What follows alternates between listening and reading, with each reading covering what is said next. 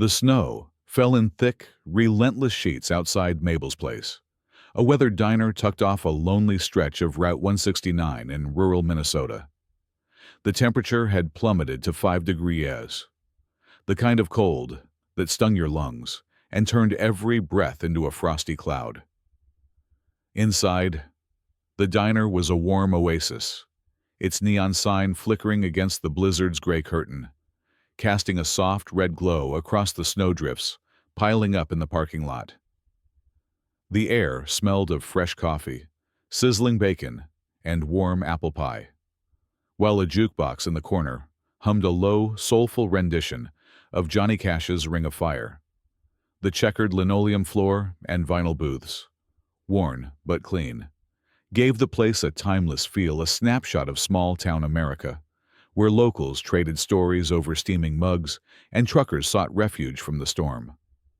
It was the kind of place where life's highs and lows played out quietly, unnoticed by the world beyond the frosted windows. Tom Harper, 45, stood behind the kitchen pass-through, his hands raw from scrubbing dishes in scalding water. His faded jeans and flannel shirt hung loose on a frame that had once carried the broad shoulders of a high school football coach, a man who'd led the Elk River Eagles to a state championship 7 years ago. Now, his tired hazel eyes, shadowed by sleepless nights, told a different story. His hands, calloused and cracked, moved mechanically, stacking plates as the clatter of the kitchen mingled with the jukebox's twang. Tom was a single father, pouring every dollar from his double shifts at Mabel's into his teenage son, Ethan's leukemia treatments. The weight of sacrifice etched lines into his face, but he carried himself with a quiet dignity, the kind forged in the fires of relentless hope. He nodded to Jenny, a young waitress with a quick smile, as she rushed past with a tray of burgers, her hanging there, Tom barely audible over the diner's hum. Tom managed a faint nod, his thoughts elsewhere on Ethan, on the hospital, on the life they'd lost.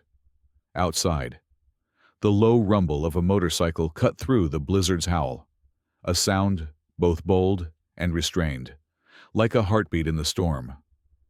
Keanu Reeves pulled into the lot, his black leather jacket dusted with snow, his breath visible as he killed the engine. He'd been riding back from a charity event in Minneapolis, 30 miles south, raising funds for kids with cancer, a cause that hit close to home. Though he never spoke of it, the cold bit at his knuckles as he removed his helmet, his dark hair flecked with snowflakes, and adjusted his scarf against the wind. Keanu wasn't here for the food. Something had drawn him to Mabel's place, a gut feeling he couldn't shake. He stepped inside, the bell above the door jingling softly, and took a seat at the counter, his presence understated but magnetic. Regulars glanced up, whispering Keanu's face was familiar, even in a Minnesota diner, but he kept his head low, ordering a black coffee with a polite thanks, ma'am, to the cook, Carla, who raised an eyebrow but said nothing. Tom, wiping down a stack of plates, didn't notice Keanu at first. His phone buzzed in his pocket, and he slipped into the corner by the dish sink to check it, his heart sinking as he read the text from St. Mary's Hospital final notice, $3,000 due in 72 hours for Ethan's treatment. His face crumpled, just for a moment, a fleeting crack in his stoic facade. He leaned against the wall, closing his eyes, the weight of the deadline pressing down like the snow outside. $3,000 more than he could scrape together, even with every tip and overtime hour. He'd already sold his pickup truck, their modest home, and, most painfully, a tarnished silver keychain with a football charm, a gift from Ethan after that championship win. Ethan. Then 10 had grinned ear to ear, saying, "This is for you, Dad. You're my MVP." Tom had pawned it last month to cover a round of chemo, each clink of the pawn shop counter echoing like a betrayal. That keychain wasn't just metal. It was their glory days, the roar of the crowd, the pride in Ethan's eyes. Now, It was gone, and Tom felt like he was losing pieces of himself with it. Keanu, stirring his coffee, caught the moment from across the diner. He saw Tom's shoulders slump, the way his fingers tightened around the phone, the brief flicker of despair before Tom straightened up and returned to work. Something stirred in Keanu, a memory of his own losses, of nights spent in hospital rooms, helpless against illness. He'd seen resilience before, but Tom's quiet strength, the way he kept moving despite the weight, struck a chord. Keanu's gaze lingered, his coffee untouched, as he watched Tom scrub a stubborn pan, his movement steady but heavy, like a man carrying a mountain. Carla, bustling behind the counter, muttered to Jenny about Tom's hospital bills, her voice low but audible. Kid's treatment's killing him, and he won't ask for help. Keanu's jaw tightened, his eyes narrowing with purpose. He didn't know Tom, but he knew that look, the look of someone fighting for someone they love, against all odds. The diner hummed, with life truckers laughing, forks clinking, the jukebox switching to Springsteen's Born to Run. Outside, the blizzard raged, blanketing the world in white, but inside Mabel's place, a story was unfolding. Tom, unaware of the stranger watching him, tucked his phone away and whispered to himself, "Just one more day, Ethan. We'll make it."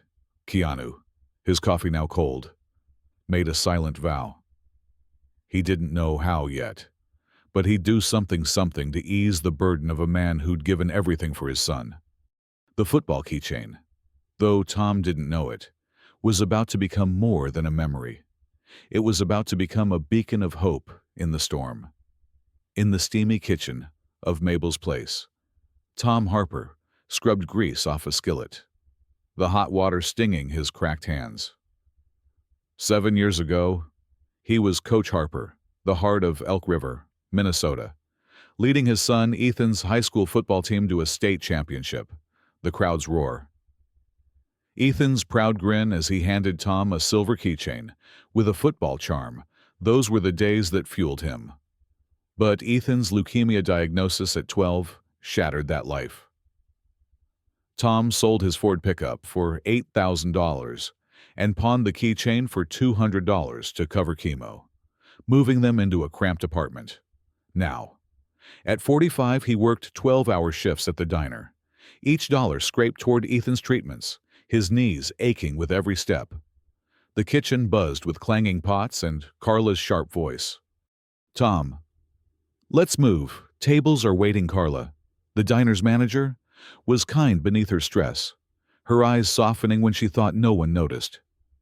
Tom nodded, ignoring the pain shooting through his legs, and kept scrubbing. Jenny, a waitress with a quick smile, slipped by, whispering, "You got this." Tom, her small gesture, a flicker of the community's warmth. Outside, the blizzard howled at 5 degrees. But Tom's world was this sink, this fight, this endless grind to keep Ethan alive. At the counter, Keanu Reeves sipped his coffee, its steam curling around his leather jacket. He watched Tom's steady, weary movements, the way he pushed through pain without complaint. Keanu's own memories stirred long nights by a hospital bed, watching a loved one fade, helpless against time. He overheard Carla murmur to Jenny, "Tom's drowning in those hospital bills, $3,000 due this week." Keanu's grip tightened on his mug, his jaw set. Tom's quiet resilience, his refusal to break, echoed Keanu's own battles, igniting a need to act, to do something real. Tom's phone buzzed, and he stepped outside, the snow biting his face. The hospital's voice was cold. "Ethan's counts are dropping. We need payment by Monday, or we pause treatment." Tom's heart raced. The $3,000 deadline a guillotine. He leaned against the diner's wall, snow dusting his flannel, and whispered, "Just one more day, please." His breath clouded in the frigid air, his hope as fragile as the flakes falling around him. Keanu, watching from the window, saw Tom's head bow, his shoulders slump, a man carrying a mountain. In that moment, Keanu knew he couldn't walk away. Tom's fight was bigger than one man, and Keanu's heart, scarred by loss, demanded he help carry it. The kitchen steam faded as Tom Harper stepped out for a rare break, his flannel damp from dishwater. The Minnesota blizzard still raging outside Mabel's place at 5 degrees. He sank onto a stool by the counter, rubbing his aching knees, the weight of Ethan's $3,000 hospital bill pressing harder than the cold. Keanu Reeves, his leather jacket slung over a chair, caught Tom's eye from across the diner. He'd been nursing his coffee, watching Tom's quiet grit. Now, he slid onto the stool beside him, his voice low and easy. "Rough day, huh?" Keanu said, a half smile breaking the ice. Tom, wary of the stranger's familiar face, nodded, warmed by Keanu's unassuming tone. "More like a rough year," he admitted, his voice gravelly. "My boy. Ethan, he's got leukemia. Sold everything to keep him going. Even a keychain he gave me after his first touchdown. Hurts more than losing my truck." Keanu leaned in, his eyes steady, asking gently, "How's Ethan?" Holding up Tom's guard, softened. "He's a fighter, like his old man was on the field. But it's tough." Keanu nodded, a shadow crossing his face, memories of his own losses, nights spent watching someone slip away. He didn't share it, but it fueled his quiet. "You're fighting a hell of a fight for your kid." "Tom, that's rare." Keanu stood, heading to the counter. "2 hot cocos," he told Carla, the manager, slipping her a $10 bill. "My treat," he said, handing Tom a steaming mug. They sat by the jukebox, where Springsteen's Thunder Road played softly, its chords weaving a moment of camaraderie. "Hang in there," Keanu said, his warmth cracking Tom's stoic shell. Tom smiled, faint but real, the first in days. "You're tougher than most," Keanu added, his tone genuine, not pitying. Tom sipped the cocoa, its sweetness a brief reprieve, and said, "Just doing what a dad's got to do." Jenny, the waitress, paused nearby, wiping a table. She caught Keanu's gesture and leaned toward Carla, whispering, "That guy's got a heart. Reminds me of Tom. He paid my rent once when I was short. Never asked for a dime back." Her words planted a seed, a spark of community care Keanu's kindness was igniting. Keanu glanced at Jenny, then back at Tom, his mind turning. He didn't know how yet, but he'd do more than buy cocoa. Tom's story, his love for Ethan, the pond keychain was a call Keanu couldn't ignore.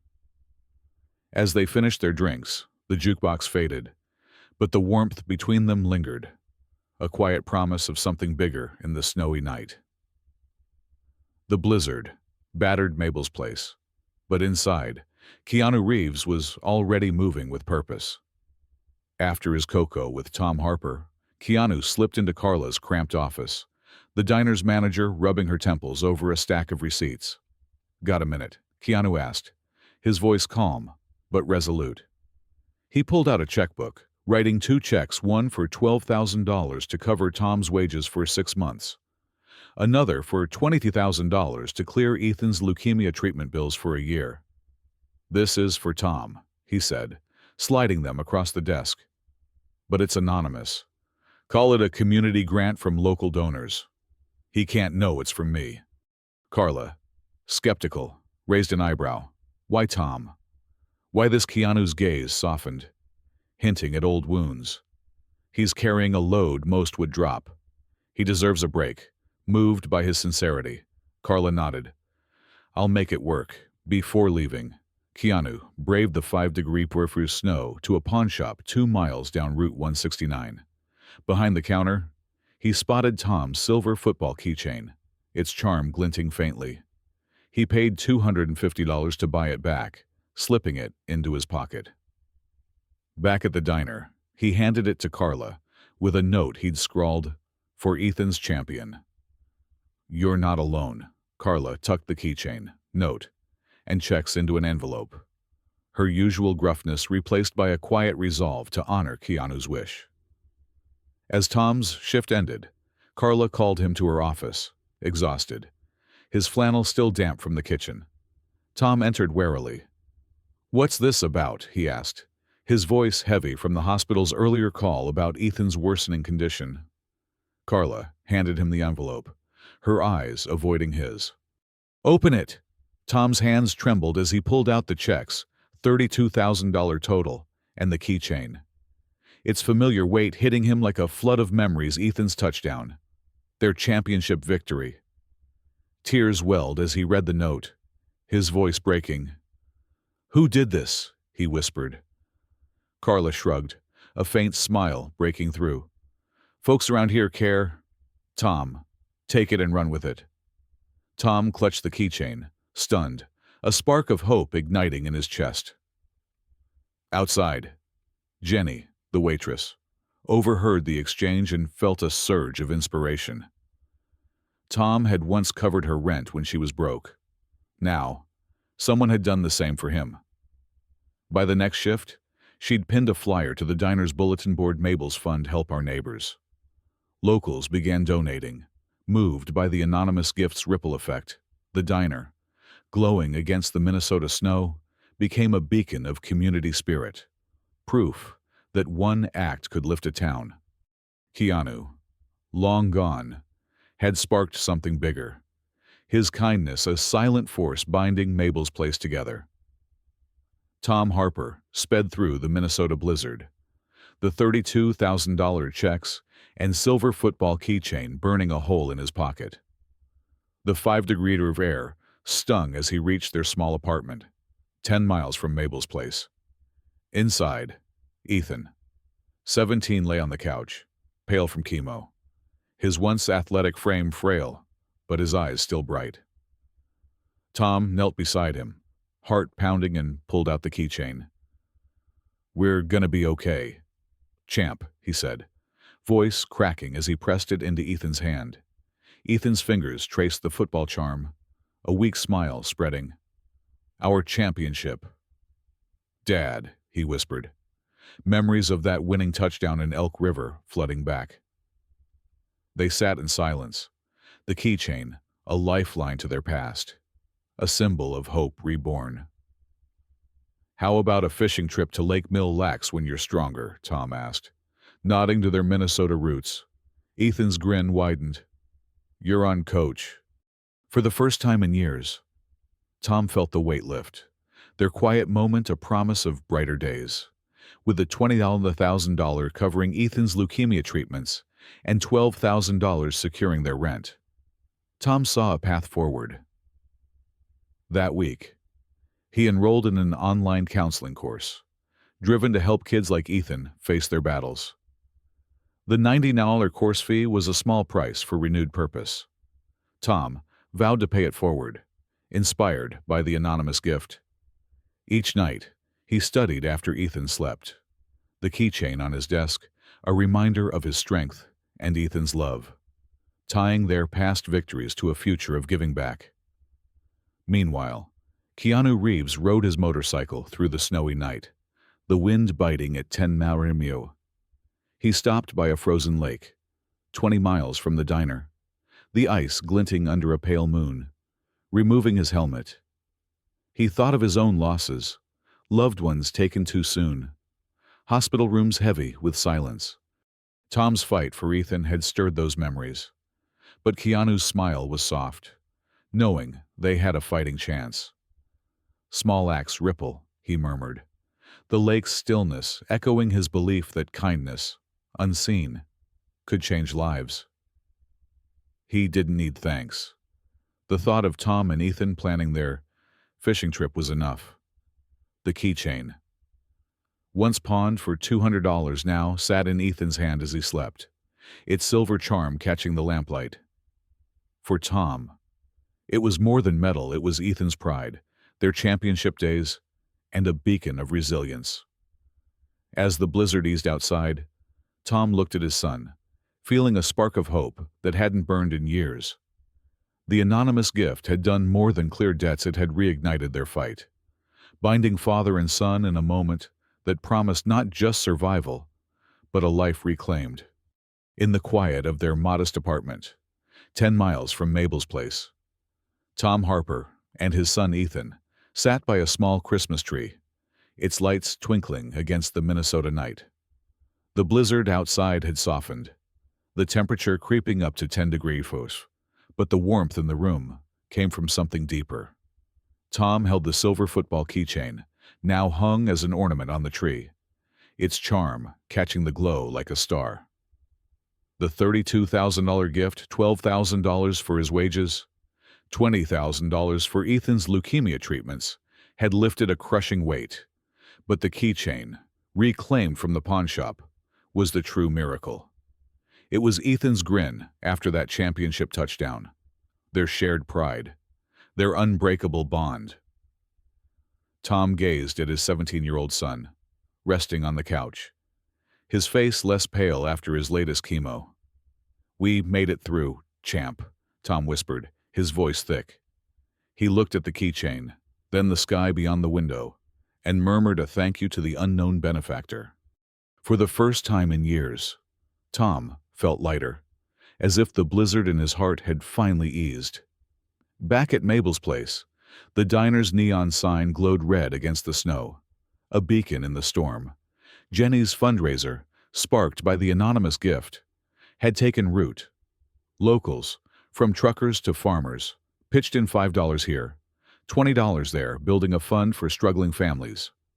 By week's end, they'd raised $2,500, enough to help a single mom with rent and a veteran with medical bills. Carla, the once gruff manager, softened, her usual barked orders now laced with warmth.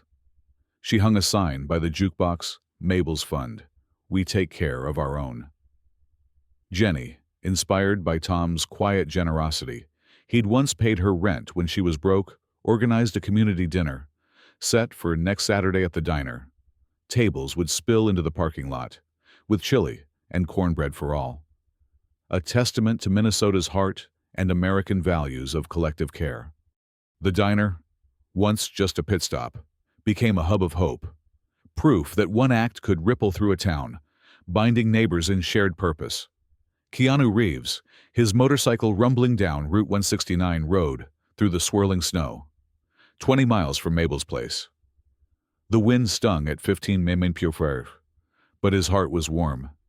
He pulled over by a frozen lake, its surface glinting under a crescent moon, and removed his helmet. His thoughts drifted to his own losses, loved ones taken by illness, nights spent in sterile hospital rooms. Tom's fight for Ethan had stirred those memories, but also a quiet joy. Keanu didn't need recognition. Knowing Tom and Ethan could plan that fishing trip to Lake Mille Lacs was enough. "Sometimes, one hand up changes everything," he murmured, the lake's stillness mirroring his belief in kindness's quiet power. He revved his engine, ready to ride on, content that his small act had lit a spark in a snowy town. The lessons of this story run deep, carved in the grit of Tom's resilience and the warmth of Keanu's unseen generosity.